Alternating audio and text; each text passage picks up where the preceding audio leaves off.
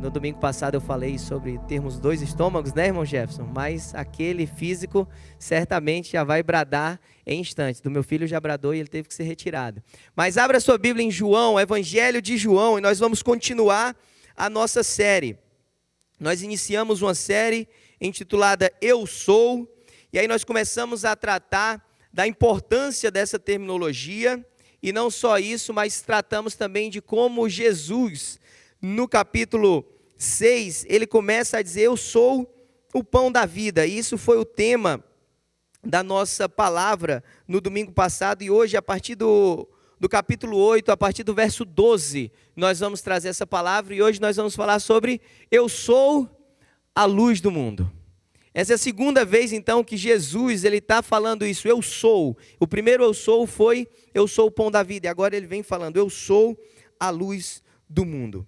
Lê comigo, então, a partir do verso 12, diz assim, falando novamente ao povo, Jesus disse, eu sou a luz do mundo. Quem me segue não andará em trevas, mas terá a luz da vida. Os fariseus lhe disseram, você está testemunhando a respeito de si próprio. O seu testemunho não é válido. Jesus respondeu, ainda que eu mesmo testemunhe em meu favor, o meu testemunho é válido, pois eu sei de onde vim e para onde vou, mas vocês não sabem de onde vim, nem para onde vou. Vocês julgam por padrões humanos. Eu não julgo ninguém. Mesmo que eu julgue, as minhas decisões são verdadeiras, porque não estou sozinho. Eu estou com o Pai que me enviou. Na lei de vocês está escrito que o testemunho de dois homens é válido. E eu testemunho acerca de mim mesmo. A minha outra testemunha é o Pai que me enviou. Então perguntaram-lhe, onde está o seu Pai? Jesus respondeu, vocês não conhecem nem a mim, nem ao meu Pai. Se conhecessem, também conheceriam o meu Pai, pois ele proferiu essas palavras enquanto ensinava no templo, perto do lugar onde se colocavam as ofertas. No entanto, ninguém o prendeu, porque a sua hora ainda não havia chegado. Verso 21 para a gente terminar. Mais uma vez Jesus lhes disse, eu vou embora e vocês procurarão por mim e morrerão em seus pecados. Para onde eu vou, vocês não podem ir. Ministra aos nossos corações, Pai, com a Tua palavra, nossa oração, em nome de Jesus. Amém. Meus irmãos, a gente começa essa leitura a partir do verso 12, é no verso 12 que basicamente a gente tem tudo que a gente vai começar a extrair, mas eu acho interessante, Jesus ele começa falando, olha, eu sou a luz do mundo, quem me segue nunca andará em trevas, mas terá a luz da vida. E depois ele é questionado, Ricardo, e o questionamento não traz de Jesus uma resposta acerca dele ter afirmado, tá, mas como é que essa luz funciona, o que acontece, porque quando a gente vê, ou quando a gente viu no domingo passado, ele falando, eu sou o pão, ele comparou com o maná, quem lembra disso? A gente fez até essa ilustração, ele vai dizendo, olha, os antepassados de vocês comeram do maná do deserto, eu sou o pão da vida, aqueles que comerem de mim não morrerão. É interessante, Lailane, porque a partir daqui, nós não vemos Jesus tentando ou argumentando a respeito da sua afirmação de ser luz, mas uma discussão que começa muito mais sobre seu testemunho não é válido. Você não pode falar isso. E aí ele começa a dizer, de fato, a lei de vocês exige que tenham pelo menos duas testemunhas. Eu falo a respeito de mim, minha outra testemunha é o meu Pai. E parece que o desenrolar, o desfecho dessa discussão não está levando necessariamente para um lugar, mas espera aí, ele falou que era luz, vamos voltar para o assunto lá. Mas o coração dos fariseus aqui estava muito incomodado. E aqui que a gente precisa começar a entender por que o incômodo no coração dos fariseus. E a primeira coisa que eu e você temos que guardar no coração, que é tão óbvio, que é o tema de tudo, mas que eu e você precisamos entender a profundidade dessa. Porque se Jesus falou o que falou e insultou de alguma forma o coração daqueles judeus ou dos fariseus, a gente tem que entender o porquê de fato isso. Primeira coisa que eu e você temos que guardar no coração, simples, fácil, mas você precisa entender a profundidade disso. Jesus é a luz do mundo. Só que quando ele está falando isso, ele não está falando de um conceito distante. Primeiro porque no final desse capítulo, se você abrir lá no verso 58, você vai ver Jesus, o desfecho de todo esse capítulo, é Jesus lá dizendo, olha, eu sou. Ele falando, respondeu Jesus, eu afirmo que antes de Abraão nascer, eu sou. E aqui, de novo, era o que a gente começou a falar no domingo passado, aqui era grande raiva, porque aqui Jesus estava atraindo para si o nome de Deus, quando Deus, lá ainda no Êxodo, mandou Moisés ser utilizado para libertar o povo do Egito. Ele diz: quem vai me enviar? Ou quando me perguntarem o nome de quem me enviou, o que eu falo? E Deus fala o quê? Que o eu sou te enviou.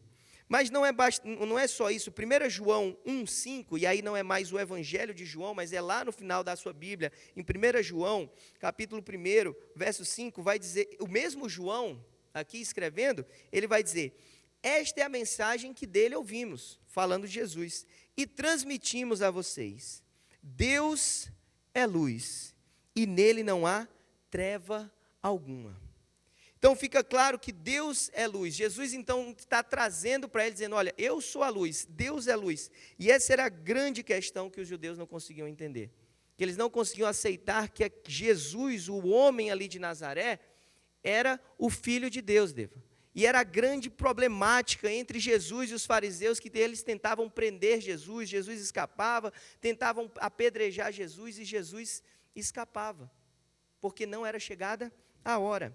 É interessante quando, a partir do primeiro capítulo desse Evangelho de João, 1 João, ou João 1, melhor dizendo, vai dizer o quê?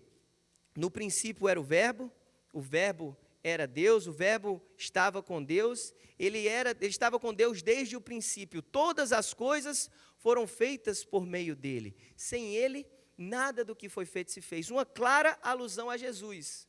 Isso aí a gente parou no verso 3. Agora o verso 4, vem comigo, fala assim, João 1:4, esse mesmo evangelho. Nele estava a vida, e esta era a luz dos homens. A luz brilha nas trevas, e as trevas não a derrotam. Surgiu um homem enviado por Deus chamado João, e aqui ele começa a falar de um homem chamado João Batista, Vinícius. Esse João era Batista. E aí, ele diz: surgiu um homem enviado por Deus chamado João. Verso 7, ele veio como testemunha para testificar acerca da luz, a fim de que por meio dele todos os homens crescem. Ele próprio não era luz, mas veio como testemunha da luz. Estava chegando ao mundo a verdadeira luz que ilumina todos os homens.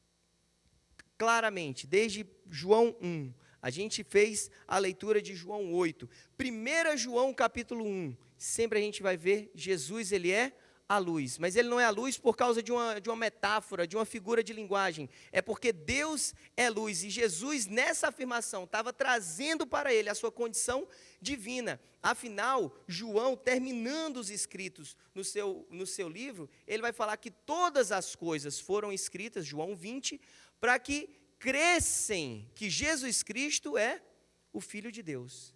Então, o que eu e você precisamos entender, gente, e parece tão simples, mas no mundo de hoje a gente precisa ter uma convicção muito clara de quem servimos, quem Jesus é, como Ele age na nossa vida, como nós o seguimos, como esse chamado de Jesus, como é que a gente vai apresentar um Jesus se a gente não sabe de fato quem Ele é. Ah, Jesus, o Filho de Deus, mas espera aí, fala mais.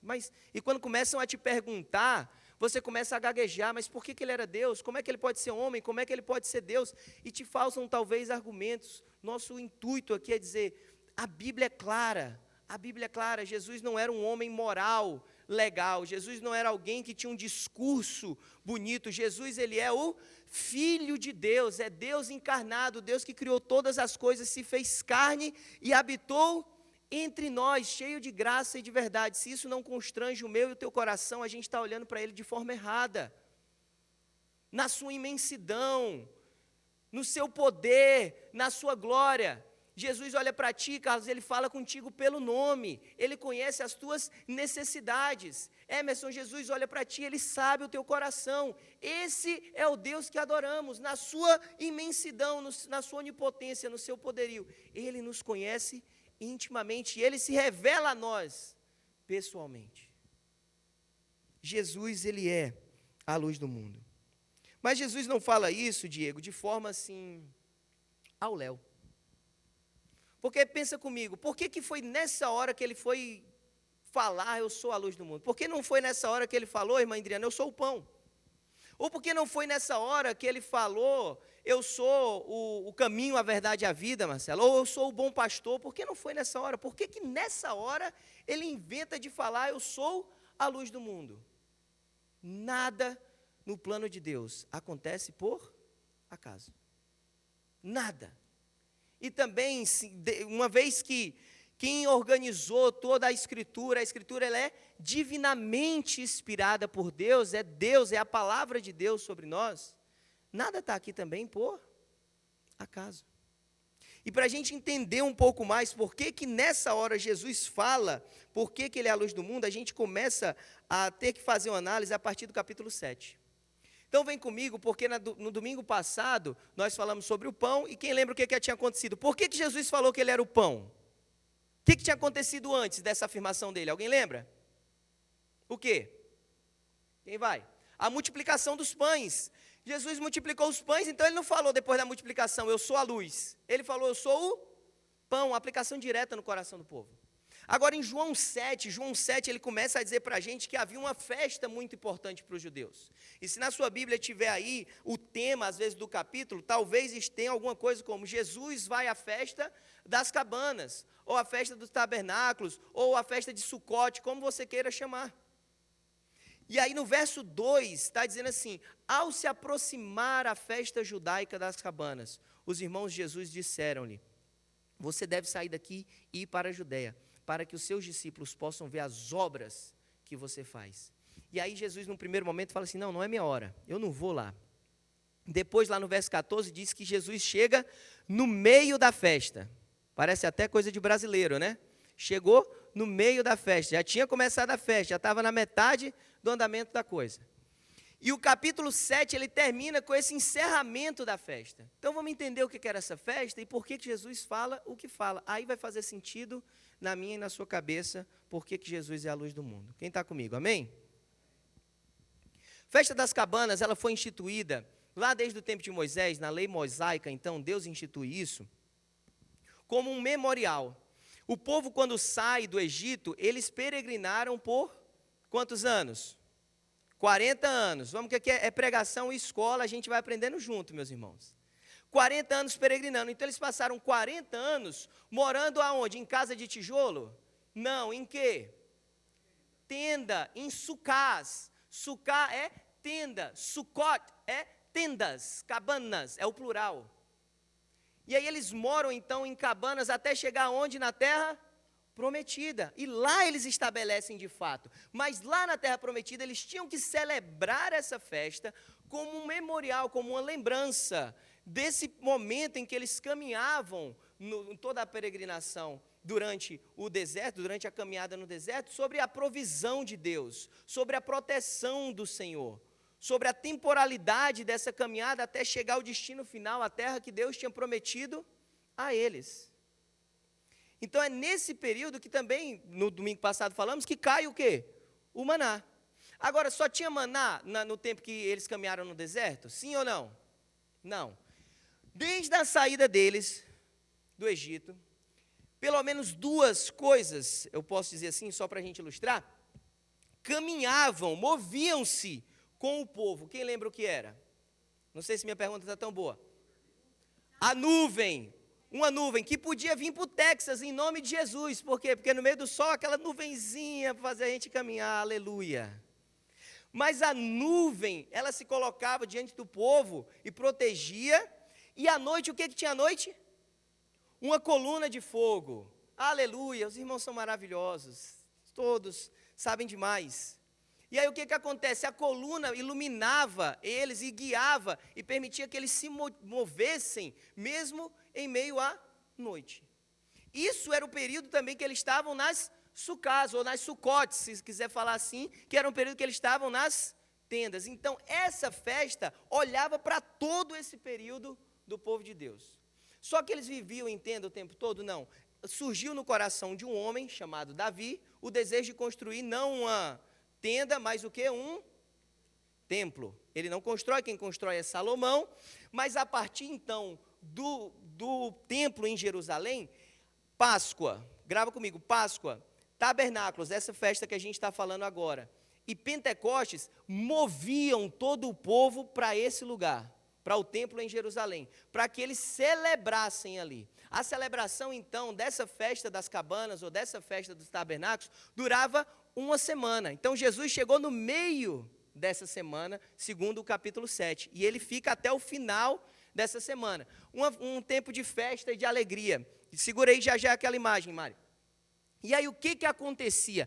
No átrio ali, ou no pátio das mulheres, fora, não no templo, digamos que aqui era a porta do templo, lá na frente tem a cortina, o Santo dos Santos, aqui eles erguiam 4 grandes colunas, e eles iluminavam lá em cima, tocavam fogo para ficar a chama iluminando lá em cima, como um memorial, como uma forma de lembrar a coluna que guiava esse povo no tempo do deserto, depois da saída do Egito.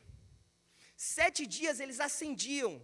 Segundo os comentaristas, isso iluminava Jerusalém. Isso invadia o pátio de Jerusalém. Isso era visto de fora.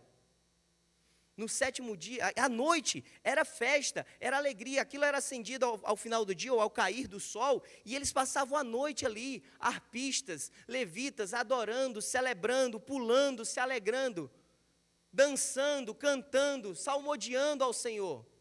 Era alegria, e era a noite toda.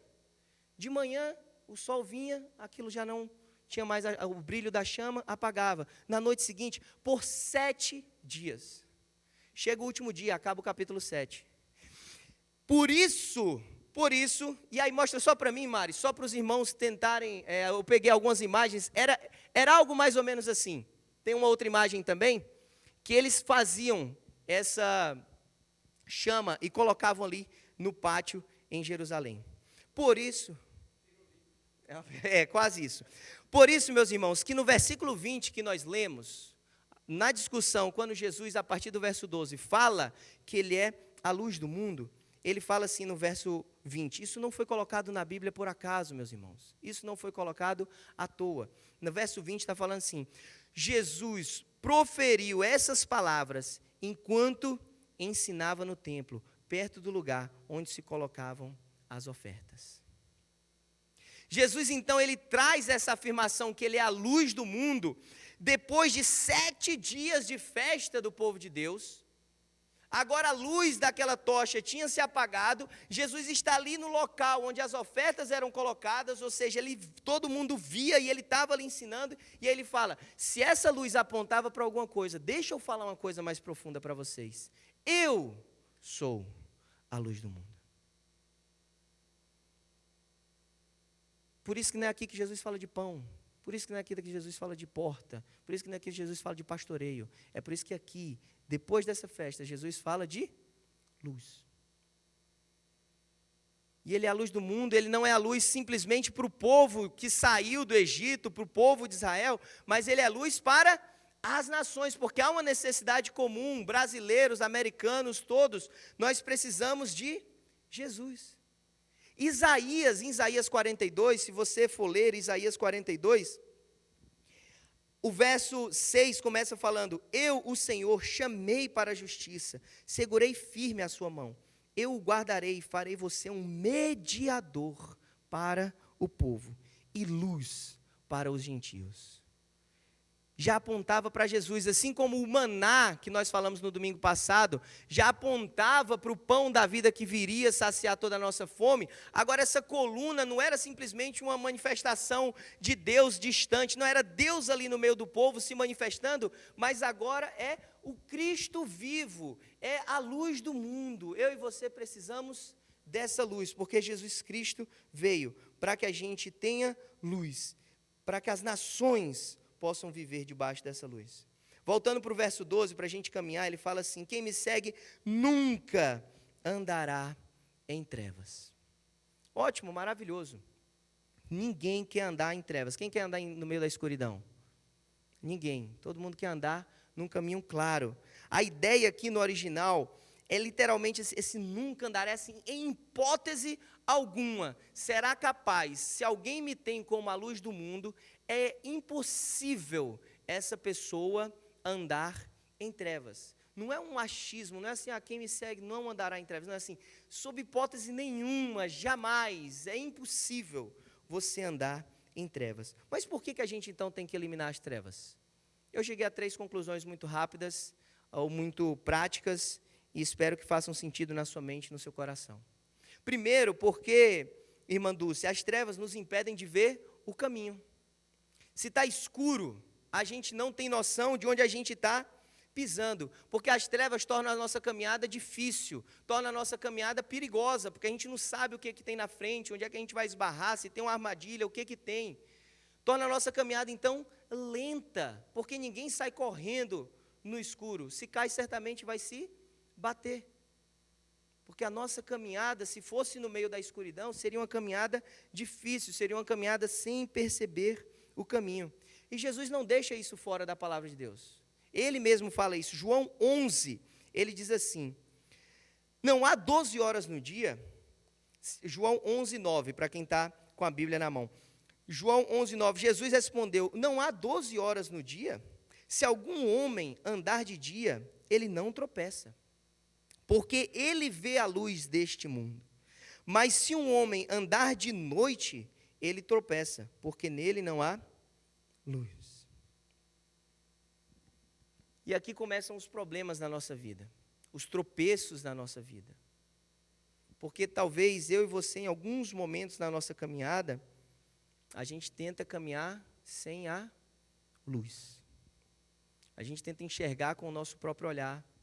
A gente se esforça, a gente prefere caminhar devagar, se esbarrar nas coisas, do que esperar para ter a clareza da luz que guia o nosso caminho. Não existe, depois eu acesso a luz. Eu vou caminhando aqui no escuro, depois eu ligo a luz. Se essa luz está acessível, não caminhe sem a luz. E eu te pergunto, você sabe o caminho espiritualmente falando que você está percorrendo? Escuridão, dificuldade, ou está sendo guiado de fato pela luz? Outra coisa que a luz nos impede de ver não só o caminho, Carlos, mas ela nos impede de ver o destino. Se está tudo escuro, você não sabe o que está lá na frente, onde você está até indo. Às vezes você tomou algum desvio e nem se atinou, você nem percebeu, porque a luz te impede de ver o destino. E Jesus fala sobre isso. João 12, Jesus está falando sobre isso. João 12, 35, disse-lhes então Jesus, por mais um pouco de tempo a luz estará entre vocês. Andem enquanto vocês têm a luz, porque as trevas para que as trevas não os surpreendam, pois aquele que anda nas trevas não sabe para onde está indo. Creiam na luz, enquanto vocês a têm, para que se tornem filhos da luz. Verso 35 é claro, o final do verso 35 diz, pois aquele que anda nas trevas não sabe para onde está indo. As trevas nos impedem de ver o destino. Deixa eu te fazer uma pergunta. Onde você está tentando chegar na sua caminhada espiritual?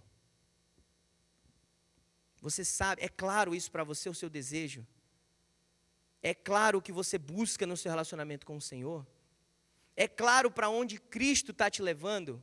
O que eu e você buscamos na nossa caminhada espiritual? Ou a gente está falando, não, eu sei para onde vou, mas está num caminho escuro, sem ver o caminho, sem acessar a luz, e sem de fato mirar e saber, não, eu quero chegar nesse lugar com o Senhor Jesus Cristo. Eu e você precisamos ter clareza no nosso caminho, clareza no nosso destino. A última coisa que eu percebo que as trevas fazem e causam com a gente, Estevão, as trevas nos impedem de olhar a nossa própria condição. Eu tentei fazer isso agora de manhã, não deu certo, porque a claridade que vem de lá é muito forte, mas se a gente apagasse todas as luzes, pensa se você tivesse com todas as luzes apagadas.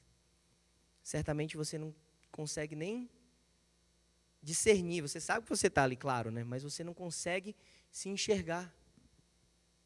Para o Abraham, às vezes, dormir, a gente vai para o closet, para ficar tudo escuro e chacoalhar ele. Eu não consigo ver se o olho dele de fato fechou ou está aberto. Eu tenho que sair do closet, botar uma luzinha assim, volta ou vai. Por quê? Porque fica tudo escuro, porque a escuridão a gente se torna incapaz de discernir o nosso próprio estado. Espiritualmente falando, as trevas fazem isso com a gente. Olha a resposta desse povo, dos fariseus, daquela raça ou dos judeus, eles falando: olha, como é que a gente não crê? Você é maior que o nosso pai Abraão. É para esse lugar que a conversa vai. Eles não acreditam em Jesus. Eles estão com o coração endurecidos. Eles dizem: é você melhor do que o nosso pai Abraão. E aí é que Jesus vai falar: olha, antes de Abraão existir, eu sou. Mas eu e você, se a gente não acessa a luz da vida, a luz do mundo, nós não vamos conseguir discernir a nossa própria carnalidade. Davi, ele vai orar isso, né? Senhor, perdoa-me pelos pecados que eu até desconheço. Como está o nosso nível de confissão na nossa oração? Como está o nosso nível de entrega? Senhor, eu sei que eu sou pecador. Eu sei que eu padeço, eu sei que eu pensei isso errado, eu sei que eu fiz isso errado. Ou você quer acessar essa luz da vida só para ter caminho e destino? Você não tem isso se você não começar analisando a sua própria condição. As trevas nos impedem tanto de enxergar tudo isso. Perfeito, então, meu irmão Jefferson, Jesus veio, ele é a luz do mundo, ele é a luz para todo mundo. Não. Ele está acessível a todo mundo, mas ele é de fato aquele que ilumina o caminho de quem? Quem busca, aceita. O que mais? Está tudo certo. Porque o verso 12 é claro, lê comigo de novo, então a gente está mergulhando nesse verso. Eu sou a luz do mundo, já entendemos o porquê, o quando, por que ele fala isso que ele fala, no momento que ele fala. Nós entendemos que nunca andará em trevas, é porque as trevas não fazem bem para a nossa caminhada espiritual, nem a nossa caminhada espiritual. Mas é para todo mundo? Não, antes disso tem dizendo o quê? Quem me segue. Quem me segue não andará em trevas. Então, se a gente quer viver essa vida de destino, essa vida de clareza no caminho, essa vida de entendimento da minha condição, de que exige algo de mim, as trevas elas não se afastam de todo mundo, elas se afastam daqueles que seguem. E aí a primeira coisa que a gente tem que lembrar é que nós seguimos, a gente não está acendendo a luz aqui e a gente está definindo o caminho. Quem segue a luz do mundo, quem segue a Jesus, não tem só a clareza do caminho, mas tem a definição do destino. Por quê? Porque você está seguindo a Ele. Então é Ele que está dizendo por onde você deve seguir, ir. Ele não está só clareando o teu caminho, mas Ele está dizendo: vem comigo, eu estou te levando a um caminho melhor. Por isso que a gente não sai desse lugar para seguir Ele, se a gente não enxergar a nossa própria condição de necessidade de achar que por nós mesmos nós somos tendenciosos a nos colocarmos em caminhos errados, levando para destinos errados. Nós precisamos da luz.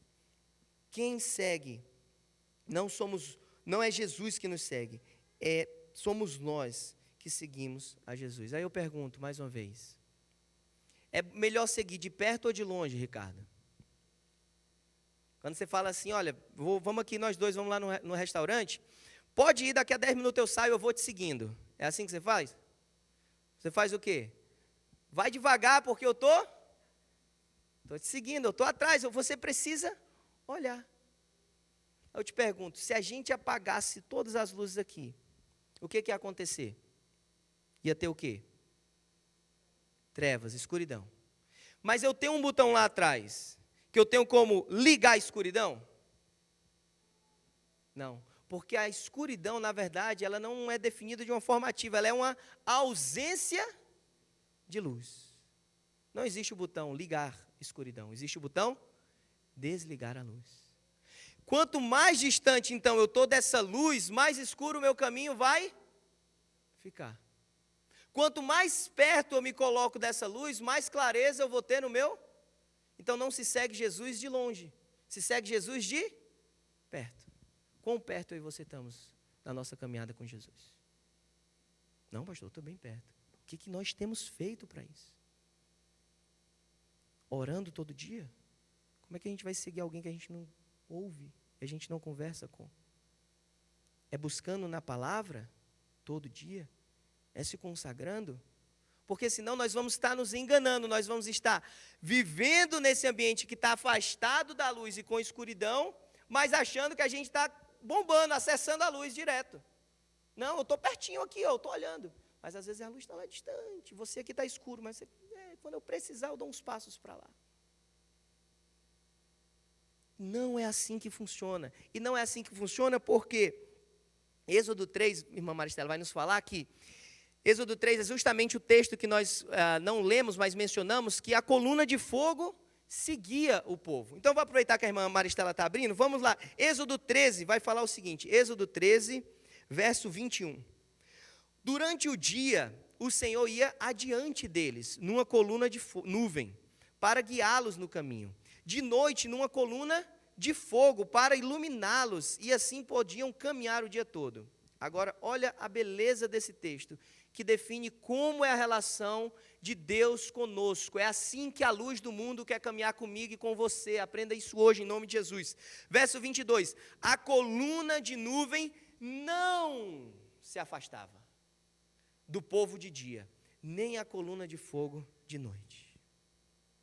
Se Jesus é a luz do mundo, se ele fala isso depois de uma festa que fazia menção a essa, ou lembrava, né, essa coluna de fogo, o que Jesus está dizendo assim, eu não quero caminhar longe, eu quero te trazer para caminhar perto, mas não sou eu que vou ficar te seguindo, porque eu sou Deus, eu sou o Filho de Deus, eu sou Deus encarnado, é você que me segue. Agora, se Deus em Jesus Cristo tem um princípio que é não seguir de longe, porque eu e você podemos achar que a gente pode seguir de longe. Não é esse o tipo de relacionamento que Ele almeja conosco. Aqueles que o seguem para não andar em trevas, então, precisam andar perto, porque distante é escuridão, não se aproveita a luz distante. Não adianta de nada eu ligar a luz lá do fundo do corredor e querer ler a Bíblia aqui com tudo apagado. Não vai trazer clareza para mim. Eu preciso estar próximo. Eu te pergunto, está difícil de ver? Está difícil de caminhar? Está difícil de entender algumas situações? Está escuro, está complicado, está cinzento, está duvidoso. Para e pensa se não está faltando a luz do mundo nessa situação. Para, se você já acessou a luz para dizer, luz, vem e clareia. Se não somos eu e você, às vezes, esforçando o nosso olho para tentar enxergar no meio da escuridão, sem antes ir lá e dizer, deixa eu me aproximar dessa fonte. Deixa eu me aproximar da luz do mundo.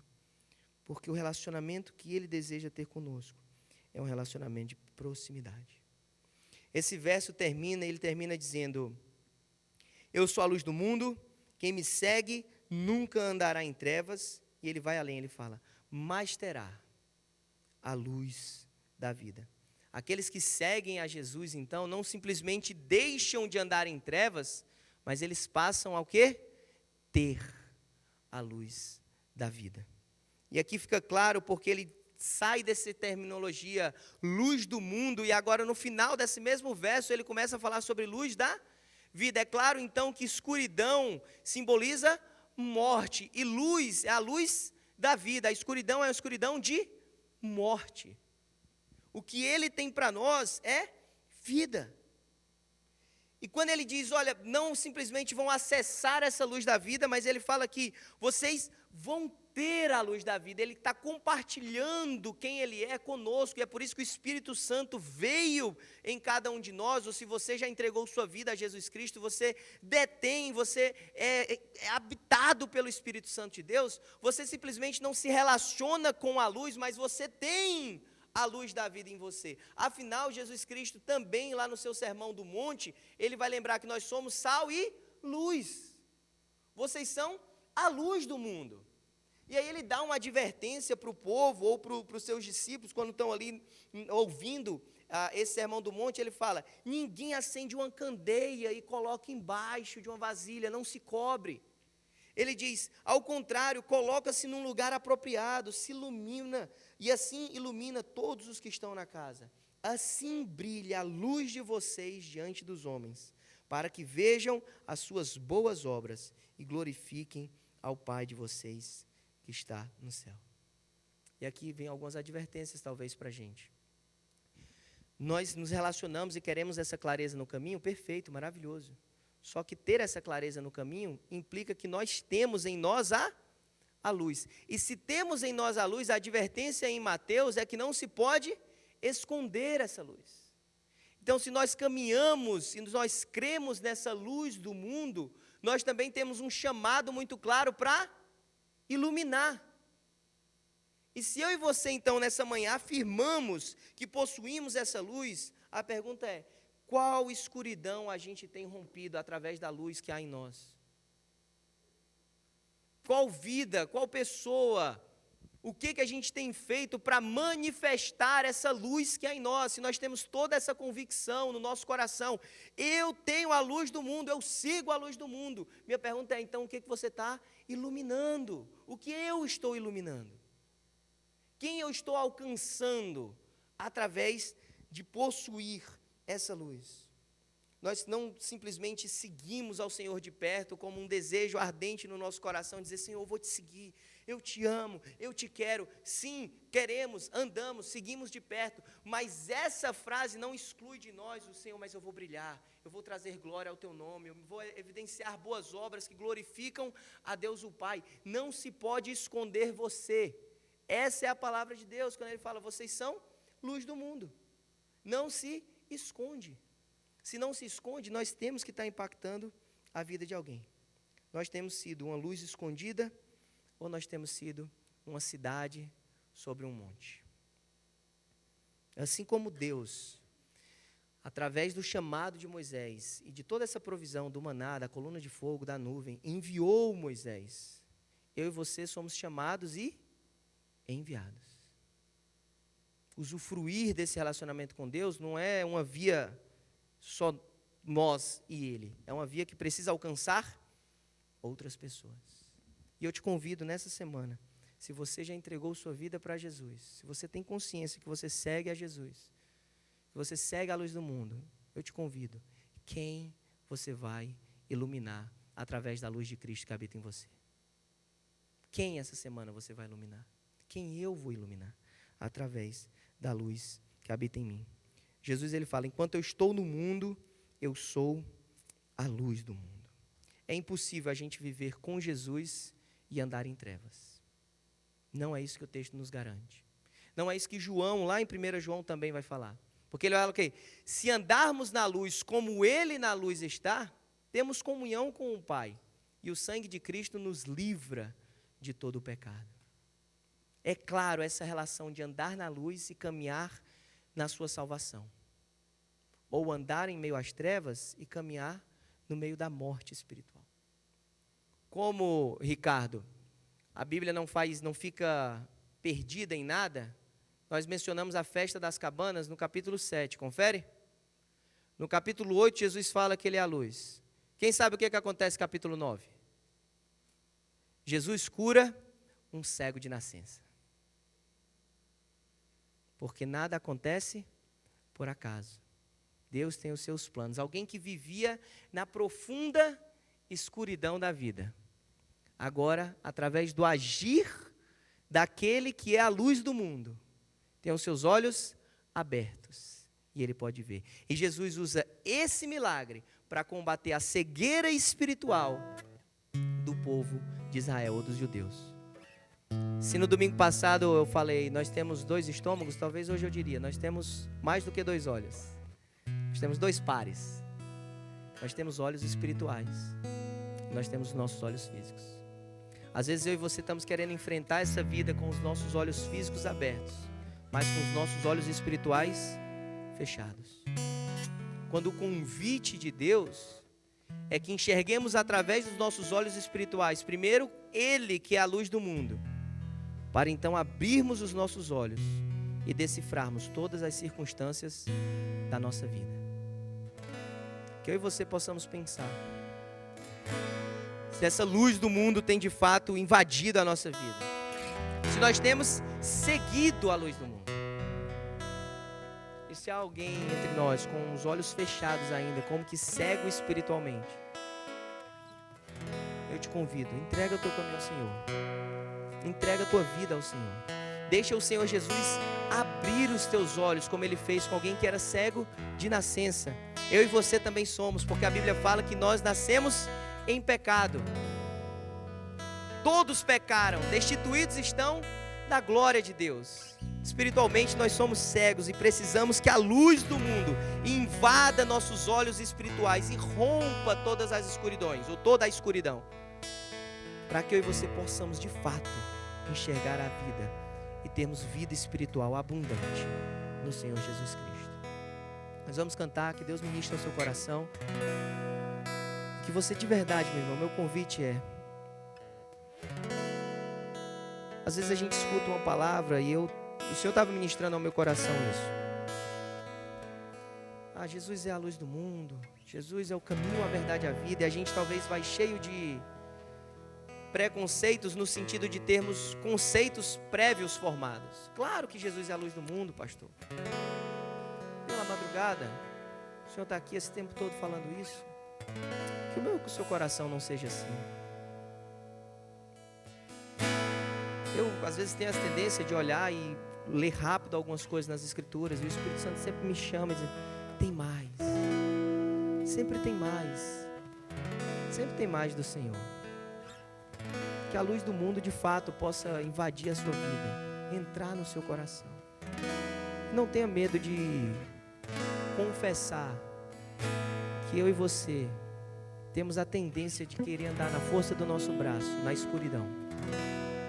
Mas o convite de Deus é para a gente seguir perto, seguir a luz do mundo. Nós, naturalmente, somos tendenciosos a fechar os nossos olhos espirituais. Deus, naturalmente, quer abrir os nossos olhos espirituais. Eu oro para que isso entre no coração de vocês, meus irmãos, do fundo do meu coração. De alguma forma encontre um espaço, uma terra, nessa semente lançada. E que Deus possa abençoar toda a nossa igreja. Que nós possamos saber que sem Ele é só trevas. Que Deus nos abençoe em nome de Jesus. Olá, eu sou o Pastor Abraão e nós agradecemos você por ter acompanhado essa mensagem conosco. Espero que você tenha sido edificado e até a próxima. Muito obrigado.